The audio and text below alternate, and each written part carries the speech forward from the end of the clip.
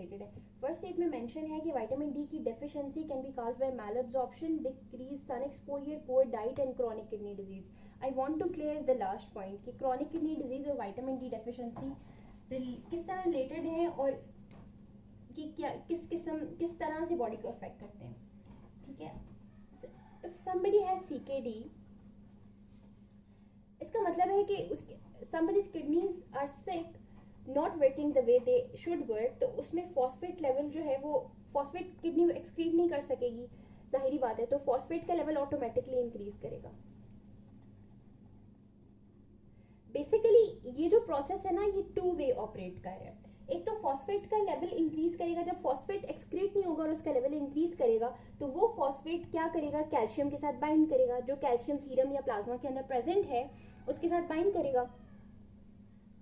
अब जब फॉस्फेट और कैल्शियम आपस में बाइंड कर जाएंगे तो कैल्शियम का लेवल ऑटोमेटिकली कम हो जाएगा। किडनी सिक है, विटामिन डी की जो हाइड्रोक्सिलेशन का स्टेप 2 है वो तो होना ही किडनीज में। लिवर तो 2,5 विटामिन डी बना देगा, लेकिन 1,2,5 OH2 विटामिन डी तो किडनी ने बनाना है। तो एक्टिव फॉर्म जो है विटामिन डी की 1,2,5 OH2 विटामिन डी जो है वो कम बनेगी। जब वो कम बनेगी तो जब विटामिन डी कम होगा तो उसका जो क्लिनिकल इफेक्ट है जो उसने जीआईटी पे करना है, जीआईटी से उसने कैल्शियम और फॉस्फेट को एब्जॉर्ब करवाना है, वो प्रोसेस नहीं कर सकेगा। तो कैल्शियम जो है वो गट से जो एब्जॉर्ब हो रहा होगा वो भी कम होगा। जब वो भी कम होगा, ऑलरेडी कैल्शियम 2 जगह से कम हो गया, अब ये 2 एंड सॉर्ड आके मिलेगी कहाँ पे, हाइपोकैल्सीमिया। जब हाइपोकैल्सीमिया हो गया है तो उस कैल्शियम को बैलेंस करने के लिए किडनी कोशिश करेगी कि वो जितना काम कर रही है पीटीएच लेवल को राइज करेगी, जितना 2,5 विटामिन डी अवेलेबल था वो उसको एक्टिवेट कर सके। तो इन रिटर्न क्या होगा, जितना भी रिजर्व्ड किडनी फंक्शन है, किडनी की ट्राई ये होगी कि वो पीटीएच को इंक्रीज करके पैराथायराइड हार्मोन, जो पैराथायराइड हार्मोन अपने सोर्स से इंक्रीज होना शुरू होगा और किडनी ज्यादा काम करना शुरू करेगी, अपने जो भी उसका रिजर्व फंक्शन है उसके अंदर रहते हुए ज्यादा कोशिश करेगी कि वो विटामिन डी को ज्यादा एक्टिवेट कर सके। तो ये 2 एंड सॉर्ड है basically, CKD, vitamin D deficiency और हाइपोकैल्सीमिया और पीटीएच का लेवल राइज होना। आई रिपीट, सीकेडी के पेशेंट में फॉस्फेट स्क्रीट नहीं होता तो फॉस्फेट इंक्रीज होता है। जब फॉस्फेट इंक्रीज होता है तो वो कैल्शियम के साथ बाइंड करता है, कैल्शियम डिक्रीज होता है, सीरम में कैल्शियम डिक्रीज होता है। सीकेडी के पेशेंट का विटामिन डी एक्टिवेट नहीं हो सकता, 1,2,5 OH2 विटामिन डी कम होता है। जब वो कम होता है तो जीआईटी ट्रैक में से कैल्शियम और फॉस्फेट की एब्जॉर्प्शन और कम हो जाती है, स्पेसिफिकली कैल्शियम की एब्जॉर्प्शन और कम हो जाती है। तो it results in hypocalcaemia.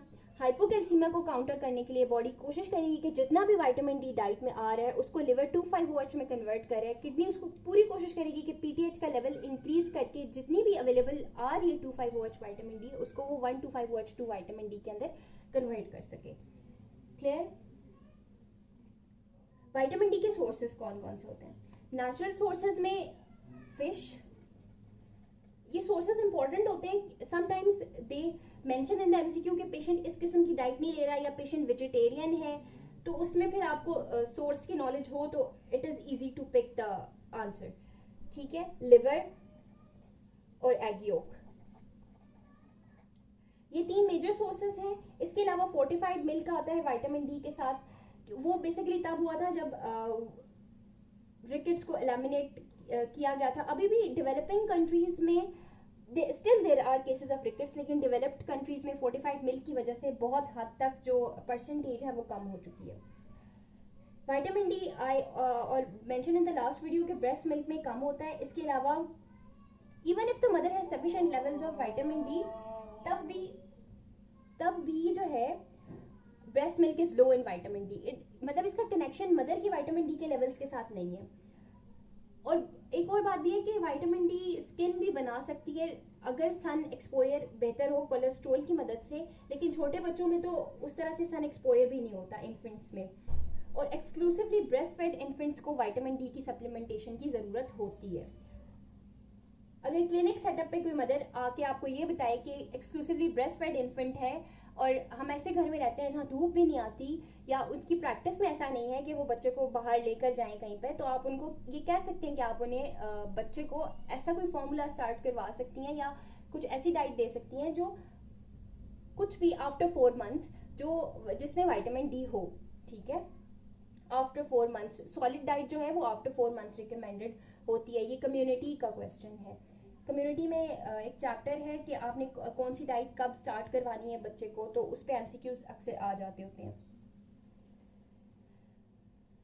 Okay, vitamin D excess. Vitamin D excess को जैसे vitamin E excess hypervitaminosis A था, इस तरह ये हाइपर विटामिनोसिस डी है।